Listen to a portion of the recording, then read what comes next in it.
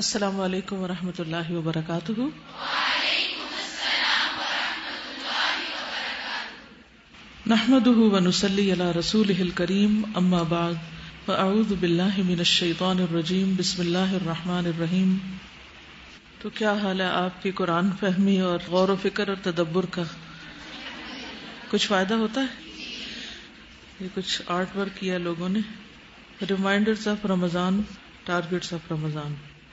سب اپنے اپنے اوپر کریں ذرا، اور جنہوں نے نہیں کام کیا وہ کیوں نہیں کرتے؟ وہ سنتے نہیں ہیں۔ اگر انہیں اتنی بات سمجھ نہیں آتی، اس کا مطلب باقی کیا سمجھ آئے گا؟ کل میں سب کے کارڈ دیکھوں گی، اس میں کوئی ایکسکیوز نہیں ہے، یہ والنٹری کام نہیں ہے، یہ آبلیگیٹری ہے۔ جو اسٹوڈنٹس ہیں الہدا کے خاص طور پر، وہ سب یہ کام کر کے آئیں گے اور کل مجھے دکھائیں گے۔ یہاں انہوں نے الف لام میم پارا کے لکھے ہیں، لکھے تو اچھے ہیں لیکن یہ کہ باریک ہیں بہت، اور ایسے طریقے سے کارڈز بنائیں کہ مثلا 30 کارڈز ایک ہی سائز کے لیں اور ایک مخصوص سائز کے اندر مخصوص سائز کا لکھیں، اور ان کو اکٹھے اس طرح رکھ لیں کہ اوپر ربڑ بینڈ چڑھا لیں، یا پھر کوئی ایسی ڈائری بنائیں کہ جس میں آپ لکھ لیں، تاکہ اگلے سال آپ کو پھر کام آئے۔ اب یہ بھی انہوں نے بنایا ہے، اور اس کے اندر اللہ سبحانہ و تعالیٰ کے لیے جو کام ہم کرتے ہیں وہ کیسا ہونا چاہیے؟ جی کیسا ہونا چاہیے؟ ایکسیلنٹ لیول پہ ہونا چاہیے، جیسے انہوں نے کیا ہے۔ بہت اچھی دعا لکھی ہے، آپ دیکھیں کیلی گرافی بھی اچھی ہے، کلر بھی اچھا چوز کیا، کیونکہ اس میں میسج خوب واضح ہو رہا ہے۔ اب اگر گھر میں یہ کہیں بھی لگا ہوا ہو کسی دیوار پر، کوئی بھی گھر کا شخص مس کر سکتا ہے اس کو، کوئی بھی پڑھنے سے رہے گا، ایسا پیغام ہونا چاہیے، ایسی چیز لکھنی چاہیے کہ جس سے ہم فائدہ اٹھا سکیں۔ یہ بھی طریقہ اچھا ہے کیونکہ اس میں ریڈ کلر کے اوپر وائٹ کلر پہ لکھا گیا ہے، اور اس کے ساتھ ساتھ بلیک کلر میں لکھا گیا ہے، نظر تو آ رہا ہے، لیکن جس طرح دعائیں وغیرہ اور مین ریمائنڈر جو ہیں اس پہ نظر آ رہے ہیں، وہ کسی اور چیز پر نہیں۔ تو اس چیز کو ذہن میں رکھیے۔ ڈائری بنا لیں۔ ایک تھے رمضان ریمائنڈرز اور اب ہے پارا ریمائنڈرز۔ تو رمضان ریمائنڈر تو آپ چارٹ کی شکل میں بنائیں تاکہ پورا رمضان آپ ان کو دیکھیں، آپ کام کریں، اور پھر رمضان کے اینڈ میں کیا کریں؟ اتار کے رکھ دیں اگلے رمضان کے لیے، ٹھیک۔ لیکن پارا ریمائنڈرز جو ہیں یہ اگر ڈائری کی شکل میں ہوں گے تو زیادہ فائدہ مند ہے، تاکہ آپ سارا سال بھی ان کو دیکھ سکتے ہیں، یہ جب کبھی ضرورت پڑے، اور جب اللہ آپ کو توفیق دے کہ آپ دوسروں کو سکھائیں تو یہ ہینڈی نوٹس اتنے مفید ہیں۔ یعنی اب میں نے پچھلے جتنے سالوں میں جو کچھ لکھا ہے وہ سب کچھ اس کے اندر محفوظ ہے۔ اب مجھے تیاری کرنے میں دیر نہیں لگتی کیونکہ مین چیزیں سامنے رکھی ہوئی ہیں، اور اگر یہ نہ لکھا ہو، کوئی اس کاغذ پہ، کوئی اس پہ، کوئی کہیں گم گیا، کوئی کہیں اڑ گیا، تو اینڈ آف دا ڈے میرے ہاتھ میں کیا ہے؟ کچھ بھی نہیں نا۔ تو اگر آپ کی نیت ہے آپ نے خادم قرآن بننا ہے تو پھر اپنے خزانوں کو محفوظ بھی کریں، اپنے علم کو محفوظ کریں۔ اب یہ آپ کی نیت پہ ڈیپینڈ کرتا ہے۔ چلیے 3 دفعہ اپنی انگلیوں پہ گن کے یہ پڑھیے، سبحان اللہ والحمد للہ ولا الہ الا اللہ واللہ اکبر۔ اس تسبیح کے بارے میں نبی صلی اللہ علیہ وسلم نے کیا فرمایا کہ یہ مجھے ہر اس چیز سے زیادہ محبوب ہے جس پر سورج طلوع ہوتا ہے، ہر چیز سے زیادہ پیاری۔ تو ہمیں کیا کرنا چاہیے؟ ہمیں اس سے کتنا پیار ہونا چاہیے؟ ہمیں بھی ہر چیز سے زیادہ اس سے پیار ہونا چاہیے۔ جب کسی چیز سے محبت ہوتی ہے تو اس چیز کا ذکر آتے ہی دل خوش ہونے لگتا ہے، تو جب اس تسبیح کے پڑھنے کا خیال آئے، یاد آئے، تو خوش ہو کر پڑھیں۔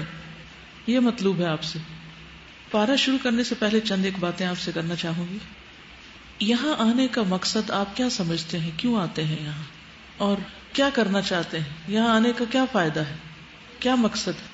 کیا اس لیے کہ آپ کو گھر سے الہدا بھیج دیا جاتا ہے اور الہدا سے اس ہال میں بھیج دیا جاتا ہے کہ جائیں 2 گھنٹے گزار کر آئیں، آپ کے لیے کمپلسری؟ اپنی اصلاح واقعی اصلاح چاہتے ہیں؟ اور کیا چاہتے ہیں؟ اپنے عمل میں تبدیلی کے لیے، علم انکریز کرنے کے لیے، اور نیکیوں کی طرف دوڑنے کے لیے۔ میں آپ کو ایک گول دیتی ہوں، اپنے اس رمضان کو لائف چینجنگ ایکسپیرینس بنانے کے لیے۔ کس لیے؟ لائف چینجنگ ایکسپیرینس بنانے کے لیے۔ رمضان کا مہینہ تبدیلی کا مہینہ، اپنی زندگی میں زبردست تبدیلی لانے کے لیے میں یہاں آتی ہوں، اپنی زندگی میں زبردست تبدیلی لانے کے لیے. میرا ٹارگٹ یہ ہے کہ میری رمضان سے پہلے کی زندگی اور بعد کی زندگی میں بہت بڑا فرق آ جائے. فرق کس قسم کا؟ وہ جو میرے رب کو پسند آ جائے. اگر آپ بعد میں بھی وہی کچھ رہیں اس رمضان کے گزرنے کے اور پورا قرآن سننے کے بعد جو آپ رمضان سے پہلے تھے، تو پھر گویا آپ نے کچھ بھی نہیں پایا، صرف وقت ضائع کیا. آپ آئے، بیٹھے، سنا اور پھر چلے گئے. تھوڑی دیر کے لیے انجوائے کیا، تھوڑی دیر کے لیے آرام کیا، نیند وغیرہ بھی اچھی بیچ میں آ گئی کیونکہ ایسی مجلسوں میں سکینت اترتی ہے، اور اس کے بعد واپس اپنی زندگی کے انہی مشغلوں میں. تو ایسا کرنا کیسا عمل ہے؟ بغیر مقصد کے آنا، بغیر مقصد کے بیٹھنا اور بغیر مقصد کے اٹھ کے چلے جانا. سب سے پہلے تو اس بات کو سوچیے کہ کیا ہمیں اس چینج کی ضرورت ہے؟ کیا آپ اپنی زندگی سے بالکل مطمئن ہیں یا آپ چاہتے ہیں کہ آپ اس سے بھی بہتر بن جائیں؟ کیا ہم سب کے اندر بہتری کی گنجائش ہے؟ کیا ہم سب کو بہتر بننے کی ضرورت ہے؟ جی ہاں، ہم سب کو ضرورت ہے. اس لیے بہت ضروری ہے کہ ہم اس بہتری کے لیے ایک پلاننگ کریں. اور اللہ سبحانہ وتعالیٰ نے سال میں ایک مہینہ جو ہمارے لیے رکھا ہے، یہ ہر سال ہمارے اندر ایک بہتر تبدیلی لانے کا مہینہ ہے. چینجنگ ٹورڈز بیٹر لائف، بہترین زندگی کی طرف ایک قدم، تبدیلی کا مہینہ، تبدیلی کا ایکسپیرئنس. تو رمضان اور قرآن دونوں آپ کو بہتر انسان بنانے کے لیے ایک بڑا اہم کردار ادا کرتے ہیں. یہ آپ پہ ڈپینڈ کرتا ہے کہ آپ کیا کرتے ہیں، آپ اس کو کس طرح لیتے ہیں. مثلا بارش برس رہی ہوتی، لیکن کیا سب لوگ بارش میں بھیگتے ہیں؟ کون بھیگتا ہے اس میں؟ جو بارش میں جاتا ہے وہی بھیگتا ہے. ٹھنڈی ہوا کون کھاتا ہے؟ جو اندر بیٹھا رہتا ہے یا باہر نکل کے اس کو انجوائے کرتا ہے؟ جو باہر نکلتا ہے. تو اس کے لیے 3 کام آپ نے کرنے ہیں. سب سے پہلے نیت کے ساتھ اس ہال میں داخل ہوں، نیت کے ساتھ گھر سے نکلیں، نیت کے ساتھ سفر کریں، نیت کے ساتھ آپ بلڈنگ میں داخل ہوں اور نیت کے ساتھ اس ہال میں داخل ہوں. کس چیز کی نیت؟ کہ اللہ اس رمضان کے ذریعے میرے اندر ایک بہترین تبدیلی آ جائے، پورا قرآن سن کر میرے اندر ایک بہتر انسان بننے کا عمل شروع ہو جائے، مجھے علم نافع، رزق طیب اور عمل متقبل نصیب فرما. دوسری چیز، جب آپ کی یہ نیت سچی ہوگی تو لازمی طور پر آپ ہارڈ ورک کریں گے، محنت کریں گے. جو کام آپ کو دیا جائے گا وہ کر کے آئیں گے، کیونکہ اگر آپ وہ کام نہیں کرتے تو آپ کے اندر وہ تبدیلی نہیں آ سکتی. محض سن لینے سے، محض انجوائے کر لینے سے بات نہیں بنتی. اگر آپ کو کہا جائے کہ اس پارے کے اندر سے الاسماء الحسنی نکالیں تو پھر کیا کرنا چاہیے؟ انہیں نکالنا چاہیے. اگر کہا جائے کہ اہم یا دہانی کی باتیں لکھ لیں تو ان کو لکھ لینا چاہیے. اگر کوئی خاص دعا آ رہی ہے، مثلا یہ تسبیح ہے، اور اس کو اچھے انداز میں لکھ کر کہیں گھر کے ایسے حصے میں لگا لیں جہاں دیکھ کے لازمی آپ کو یاد آئے، کیونکہ جو چیزیں ہماری ہیبٹ نہیں ہوتی وہ ہمیں یاد بھی نہیں آتی. تو ایسا کرنا بھی بہت ضروری. اور تیسری چیز دعا. اٹھتے بیٹھتے اللہ تعالیٰ سے دعائیں کرتے رہے کہ یا اللہ مجھے بہتر انسان بنا دے، مجھے اپنا محبوب انسان بنا دے، مجھے پہلے سے زیادہ اچھا بنا دے، مجھے اپنے خاص بندوں میں شامل کر لے، مجھے جنت الفردوس کے باسیوں میں شامل کر لے. کیا ایسا کرنا بہت مشکل ہے؟ کیا یہ 3 کام کرنا مشکل ہے؟ نہیں مشکل. پہلا کام نیت، دوسرا کام محنت، تیسرا کام دعا. نیت، محنت، دعا، یہ 3 کی ورڈز ہیں آج کے. ان کو لکھ لیجئے اور ان کے اوپر غور و فکر کیجئے. جتنی دیر میں میں تفسیر کھول رہی ہوں اتنی دیر میں آپ کیا پڑھ سکتے ہیں؟ سبحان اللہ والحمد للہ ولا الہ الا اللہ واللہ اکبر ولا حول ولا قوة الا باللہ العلی العظیم. پارہ نمبر 2. سيقول السفهاء من الناس ما ولاهم عن قبلتهم التي كانوا عليها قل لله المشرق والمغرب يهدي من يشاء إلى صراط مستقيم. وَكَذَلِكَ جَعَلْنَاكُمْ أُمَّةً وَسَطًا لِتَكُونُوا شُهَدَاءَ عَلَى النَّاسِ وَيَكُونَ الرَّسُولُ عَلَيْكُمْ شَهِيدًا وَمَا جَعَلْنَا الْقِبْلَةَ الَّتِي كُنْتَ عَلَيْهَا إِلَّا لِنَعْلَمَ مَنْ يَتَّبِعُ الرَّسُولَ مِمَّنْ ينقلب على عقبيه وإن كانت لكبيرة إلا على الذين هدى الله وما كان الله ليضيع إيمانكم إن الله بالناس لرؤوف رحيم سيقول السفهاء من الناس ما ولاهم عن قبلتهم التي كانوا عليها قل لله المشرق والمغرب يهدي من يشاء إلى صراط مستقيم۔ نادان لوگ ضرور کہیں گے انہیں کیا ہوا کہ پہلے یہ جس قبلے کی طرف رخ کر کے نماز پڑھتے تھے اس سے یکایک پھر گئے۔ اے نبی صلی اللہ علیہ وسلم ان سے کہیے مشرق اور مغرب سب اللہ کے ہیں، اللہ جسے چاہتا ہے سیدھی راہ دکھا دیتا ہے۔ اللہ سبحانہ وتعالی نے بنی اسرائیل کو تمام قوموں پر فوقیت عطا کی، ان کے اندر انبیاء بھیجے، ملوک بھیجے، بادشاہ بھیجے اور انہیں دنیا بھر کی نعمتوں سے نوازا، لیکن جب انہوں نے پے در پے اللہ تعالیٰ کی نافرمانیاں کی اور اللہ تعالیٰ کے احکامات کا مذاق اڑایا تو اللہ سبحانہ وتعالیٰ ان سے ناراض ہو گئے اور ان سے وہ مرتبہ لے لیا گیا جو انہیں اس وقت تک عطا کیا گیا تھا جب تک حضور صلی اللہ علیہ وسلم تشریف لائے۔ نبی صلی اللہ علیہ وسلم کے ابتدائی 13 سال مکہ میں گزرے، پھر آپ نے ہجرت فرمائی۔ ہجرت کے بعد جب آپ مدینہ پہنچے تو آپ نے دیکھا کہ اس وقت یہود بیت المقدس کی طرف منہ کر کے نماز پڑھتے ہیں۔ اللہ سبحانہ وتعالی نے مسلمانوں کو بھی یہی حکم دیا کہ وہ فی الحال اسی قبلے کو فالو کریں، لیکن چونکہ آخری نبی کی علامت یہ تھی کہ ان کا قبلہ بیت المقدس نہیں خانہ کعبہ ہوگا، تو آپ صلی اللہ علیہ وسلم اس بات کا انتظار بھی کر رہے تھے، اور آپ کی نبوت کی نشانیوں میں سے بھی ایک نشانی تھی کہ آخری نبی کا قبلہ یہی ہوگا۔ تو بہرحال اللہ تعالیٰ کی طرف سے تبدیلی کا حکم آ گیا اور 16-17 مہینے تک بیت المقدس کی طرف منہ کرنے کے بعد مسلمانوں کو حکم دیا گیا کہ اب وہ بیت اللہ شریف کی طرف منہ کر کے نماز پڑھیں۔ یہ تبدیلی ایک بہت بڑی تبدیلی تھی جو یہود کو کسی صورت گوارا نہ تھی، اس لیے انہوں نے مسلمانوں کے خلاف زبردست پروپیگنڈا شروع کر دیا۔ اس کے بارے میں اللہ سبحانہ وتعالیٰ نے پہلے سے ہی ان کو وارن کر دیا کہ نادان لوگ ضرور کہیں گے کہ انہیں کیا ہوا کہ پہلے یہ جس قبلے یعنی بیت المقدس کی طرف رخ کر کے نماز پڑھتے تھے اس سے یہ یکایک پھر گئے، یعنی انہوں نے اپنا رخ خانہ کعبہ کی طرف کر لیا۔ اے نبی ان سے کہیے مشرق اور مغرب سب اللہ کے ہیں۔ پہلی بات تو یہ ہے کہ ساری سمتیں اللہ تعالیٰ ہی نے بنائی ہیں، اور اللہ تعالیٰ جس سمت کو چاہے منتخب کر لے اور جس طرف چاہے منہ کرنے کا حکم دے۔ اللہ جسے چاہتا ہے سیدھی راہ دکھاتا ہے۔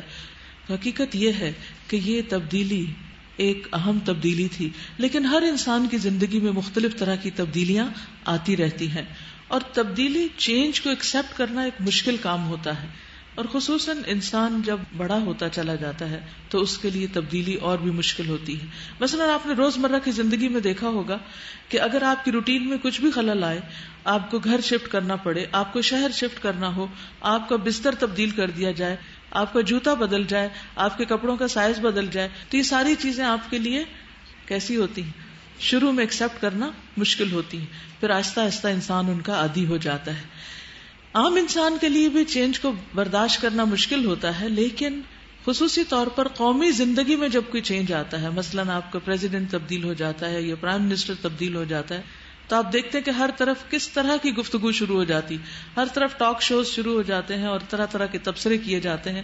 آج تو میڈیا کا دور ہے اور لوگ ٹیلی ویژن پہ بیٹھ کے پوری دنیا کو مختلف طرح کی باتیں سنواتے ہیں، لیکن اس دور میں بھی لوگوں کے تبصرے کچھ کم نہ تھے، اور جو ہی تبدیلی کا حکم آیا تو پورے مدینہ میں مسلمانوں کے خلاف زبردست پروپیگنڈا شروع ہو گیا کہ یہ لوگ عجیب لوگ ہیں کہ کبھی ایک قبلے کی طرف منہ کر کے نماز پڑھتے ہیں اور کبھی یہ دوسرے قبلے کی طرف، اور اب ان کی نمازوں کا کیا ہوگا جو پہلے یہ بیت المقدس کی طرف منہ کر کے پڑھتے رہے۔ تو اللہ سبحانہ وتعالیٰ نے اس کی وجہ بتا دی کہ پہلی بات تو یہ کہ یہ اللہ کا حکم ہے اور ساری سمتیں اللہ سبحانہ وتعالیٰ ہی کی ہیں، جس طرف چاہے وہ اپنے بندوں کو منہ کرنے کا حکم دے. ہمارا کام کیا ہے؟ ہم اس کو تسلیم کر لیں، ہم اسے قبول کر لیں. موسموں کی تبدیلی ہو تو بھی قبول کر لیں، اوقات کی تبدیلی ہو تو بھی قبول کر لیں، حالات میں تبدیلی ہو تو بھی قبول کر لیں، کیونکہ تبدیلی انسان کی زندگی کا حصہ ہے اور تبدیلی انسان کے لیے ایک امتحان کی حیثیت رکھتی ہے. It's a test. تو یہاں بھی ایک ٹیسٹ ہو رہا تھا اور اس کے ساتھ ساتھ مسلمانوں کو ایک بڑی نعمت سے نوازا جا رہا تھا. فرمایا اور اسی طرح ہم نے تمہیں ایک امت وسط بنایا ہے. وسط کا مطلب ہوتا ہے درمیانی، یعنی امت وسط مسلمان امت اس وقت اللہ سبحانہ وتعالی اور باقی تمام دنیا کے درمیان ایک واسطہ ہے. یعنی اس امت کا یہ فریضہ بنتا ہے کہ تمام دنیا کو اللہ سبحانہ وتعالی کے احکامات پہنچائیں. لِتَكُونُوا شُهَدَاءَ عَلَى النَّاسِ، تاکہ تم تمام لوگوں کے اوپر گواہ ہو جاؤ، حق کی بات بتاؤ. وَيَكُونَ الرَّسُولُ عَلَيْكُمْ شَهِيدًا، اور رسول تم پر گواہ ہوں. یعنی جس طرح رسول صلی اللہ علیہ وسلم نے تم تک پیغام پہنچایا، اب یہ پیغام تمہارے پاس ہے. انبیاء کی آمد کا سلسلہ ختم ہو چکا ہے، اب یہ تمہاری ذمہ داری ہے کہ تم اسے اقوام عالم، پوری دنیا کے سامنے اس حق کو رکھو. وما جعلنا القبلة التي كنت عليها إلا لنعلم من يتبع الرسول ممن ينقلب على عقبيه. پہلے جس طرف تم رخ کرتے تھے یعنی بیت المقدس کی طرف، اس کو تو ہم نے صرف یہ دیکھنے کے لیے قبلہ مقرر کیا تھا کہ کون رسول کی پیروی کرتا ہے اور کون الٹا پھر جاتا ہے. یعنی اللہ سبحانہ وتعالیٰ نے پہلے اس قبلے کی طرف رخ کرنے کا حکم کیوں دیا؟ لوگوں کا امتحان لینے کے لیے. اور امتحان کیا تھا؟ کہ کون رسول کا اتباع کرتا ہے، کون رسول کو فالو کرتا ہے. ہم سب کی زندگی میں بھی یہ ایک امتحان ہے کہ ہم میں سے کون اپنی مرضی کرتا ہے دین کے معاملے میں اور کون اللہ کے رسول صلی اللہ علیہ وسلم کی پیروی کرتا ہے. رسول اللہ صلی اللہ علیہ وسلم نے فرمایا میری ساری امت جنت میں جائے گی سوائے ان کے جنہوں نے انکار کیا. صحابہ نے عرض کیا یا رسول اللہ انکار کون کرے گا؟ فرمایا جس نے میری اطاعت کی وہ جنت میں داخل ہوگا اور جس نے میری نافرمانی کی اس نے انکار کیا.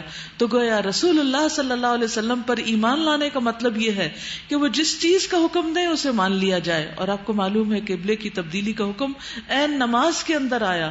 نبی صلی اللہ علیہ وسلم نماز لیڈ کر رہے تھے، آپ نے اللہ سبحانہ وتعالیٰ کا حکم اسی لمحے مان لیا اور فوراً اپنا رخ تبدیل کر لیا.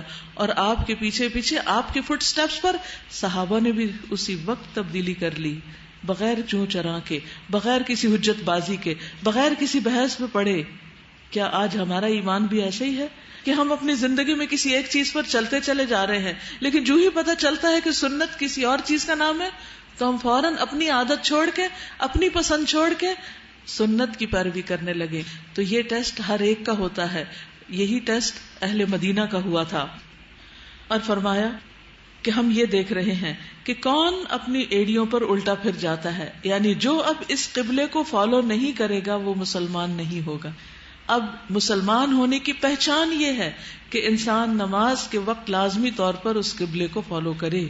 وَإِن كَانَتْ لَكَبِيرَةً إِلَّا عَلَى الَّذِينَ هَدَى اللَّهُ. یہ معاملہ تھا تو بڑا سخت، بڑا مشکل، تاریخی روایات کو تبدیل کرنا، تاریخ بدلنا، مگر ان لوگوں کے لیے کچھ بھی سخت ثابت نہ ہوا جو اللہ کی ہدایت سے فیض یاب تھے، یعنی جن کے دلوں میں ایمان تھا. ان کے لیے ماننا کچھ بھی مشکل نہیں تھا، کیونکہ ایمان تو تقاضا ہی اس بات کا کرتا ہے کہ انسان اللہ تعالیٰ کی بات کو فوراً مان لے.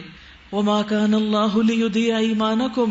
پھر یہ جو تمہارے وسوسے اور خیالات ہیں کہ ہماری پچھلی نمازوں کا کیا بنا، تو اللہ ایسا نہیں کہ تمہارے ایمان کو ضائع کر دے. یہاں ایمان سے مراد نماز ہے. پچھلی نمازیں ضائع نہیں، کیونکہ وہ بھی تم نے اللہ کے حکم کے مطابق پڑھی. تو اصل چیز اللہ کا حکم ہے. ابلیس نے اللہ کے حکم کا انکار کیا تھا اور آدم کو سجدہ نہیں کیا، اس لیے اس سے اللہ تعالیٰ ناراض ہوئے. یعنی اصل بات کچھ اور نہیں تھی، اصل بات اللہ کی اطاعت تھی، اصل بات رسول صلی اللہ علیہ وسلم کی اطاعت ہے. تو اللہ تعالیٰ ہم سب سے دیکھ رہا ہے، دن رات دیکھ رہا ہے کہ ہماری زندگیوں میں اللہ اور اس کے رسول صلی اللہ علیہ وسلم کی اطاعت کتنی ہے. ان اللہ بالناس لرؤوف الرحیم. رؤوف رحیم اللہ کی دو صفات کا ذکر آ گیا. بے شک اللہ لوگوں کے لیے بندوں کے حق میں نہایت شفیق اور رحیم ہے، یعنی وہ ان کی کوششوں کو، ان کی محنت کو، ان کے ہارڈ ورک کو ضائع نہیں کرتا. یعنی جو انسان اللہ تعالیٰ کی خوشی کے لیے کوئی بھی اچھا کام کرتا ہے، اللہ تعالیٰ اس سے خوش اور راضی ہو جاتا ہے اور اس کی کوشش کو ضائع نہیں کرتا. یہی وجہ ہے کہ ہم دیکھتے ہیں کہ جیسے مجتہد اگر اس کے فیصلے میں غلطی بھی ہو تو بھی اللہ تعالیٰ اس کو ایک اجر دے دیتے ہیں. یعنی وہ غلطی کر رہا ہے اور اللہ تعالیٰ اس کو اجر دے رہے ہیں. کیوں؟ اس لیے کہ وہ اچھی نیت کے ساتھ صحیح بات تک پہنچنے کی جد و جہد میں لگا ہوا ہے، کوشش کر رہا ہے. تو اللہ سبحانہ و تعالیٰ اپنے بندوں کے ساتھ کبھی بھی ظلم نہیں کرتا. وہ تو ہمارے ماں باپ سے بڑھ کر ہمارے لیے رحیم اور شفیق ہے. پھر فرمایا قد نرى تقلب وجهك في السماء فلنولينك قبلة ترضاها. یہ تمہارے منہ کا بار بار آسمان کی طرف اٹھنا ہم دیکھ رہے ہیں. یعنی نبی صلی اللہ علیہ وسلم کو اللہ تعالیٰ کے حکم کا انتظار تھا. اور یہ ایک حقیقت ہے کہ جب ہم اللہ تعالیٰ کے بارے میں سوچتے ہیں، اللہ کی یاد آتی ہے، تو ہماری نگاہیں بیٹھے بیٹھے بھی کدھر اٹھ جاتی.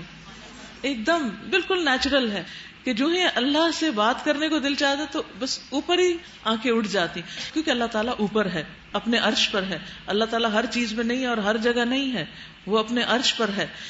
لہذا نبی صلی اللہ علیہ وسلم اللہ تعالیٰ کے حکم کا انتظار کرتے ہوئے اوپر دیکھتے تھے. فَلَنُوَلِّيَنَّكَ قِبْلَةً تَرْضَاهَا. تو اللہ تعالیٰ نے وعدہ کیا کہ ہم اسی قبلے کی طرف تمہیں پھیر دیں گے جسے تم پسند کرتے ہو. اور اب حکم آ گیا فَوَلِّ وَجْهَكَ شَطْرَ الْمَسْجِدِ الْحَرَامِ. مسجد حرام کی طرف رخ پھیر دو. حکم آ گیا، جس بات کا انتظار تھا وہ بات پوری ہو گئی. اب جہاں کہیں تم ہو اسی کی طرف منہ کر کے نماز پڑھا کرو. یہ لوگ جنہیں کتاب دی گئی تھی خوب جانتے ہیں کہ تحویل قبلہ کا یہ حکم ان کے رب ہی کی طرف سے ہے اور برحق ہے، مگر اس کے باوجود جو کچھ یہ کر رہے ہیں اللہ اس سے غافل نہیں. تم ان اہل کتاب کے پاس خواہ کوئی نشانی لے کر آؤ، ممکن نہیں کہ یہ تمہارے قبلے کی پیروی کرنے لگے. کیونکہ کوئی شخص جب ضد میں آ کر کسی کام کا، کسی بات کا انکار کر دیتا ہے تو پھر دلائل اس کو فائدہ نہیں دیا کرتے. یہاں بھی زندگی کا ایک بڑا اہم اصول ہمیں سکھا دیا گیا. جیسے ابلیس نے انکار کیا تو اسے کسی قسم کی پھر کوئی بات سمجھ نہیں آئی. سمجھنے والے کے لیے تو اتنا ہی کافی تھا کہ اللہ کا حکم ہے، اس کے بعد کسی بھی قسم کی حجت بازی کیسی، بحث کیسی. اللہ کا حکم اللہ کا حکم، بس اس کا مان لینا ہی ہم سب کے لیے لازم ہے. تو یہاں بھی آپ دیکھیں کہ نبی صلی اللہ علیہ وسلم کو یہ بتایا جا رہا ہے کہ یہود آپ پر اعتراض کریں گے، وہ بحث کریں گے، وہ آپ کو ستائیں گے، تنگ کریں گے، آپ کے خلاف پروپیگنڈا کریں گے، لیکن آپ پریشان نہیں ہوں. اور ان کو آپ کتنی بھی دلیلیں دے کر مطمئن کریں، کبھی مطمئن ہونے والے نہیں. جب زندگی میں کسی بھی ایسے انسان سے واسطہ پڑے یا کچھ ایسے لوگوں سے واسطہ پڑے کہ جو اس اصول پر عمل کرتے ہوں کہ مان کر نہیں دیں گے. کچھ لوگ ہوتے ہیں نا زندگی میں جو کیا کرتے ہیں، بس آپ جو مرضی کر لیں ہم نے ماننا ہی نہیں. تو پھر ایسے لوگوں کے ساتھ کیا کرنا چاہیے؟ بحث چھوڑ دینی چاہیے، ان کو ان کے حال پہ چھوڑ دینا چاہیے، اور آپ کو جو کام صحیح لگتا ہو آپ اس کو کرتے چلے جائیں. وما انت بتابع قبلتهم. اور آپ بھی ان کے قبلے کی پیروی کرنے والے نہیں کیونکہ آپ حق پر ہیں.